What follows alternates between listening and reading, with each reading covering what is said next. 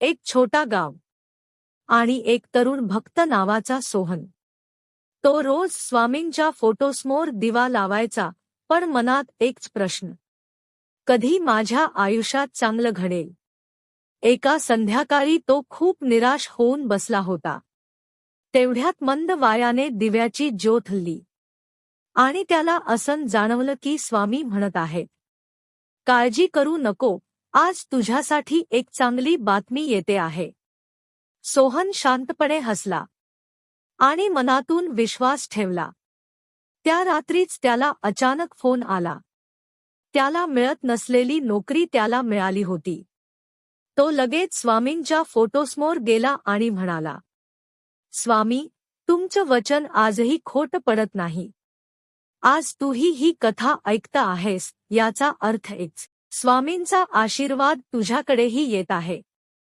जय जय Swami Samarth. Video आवडल्यास like करा आणि चॅनल सबस्क्राईब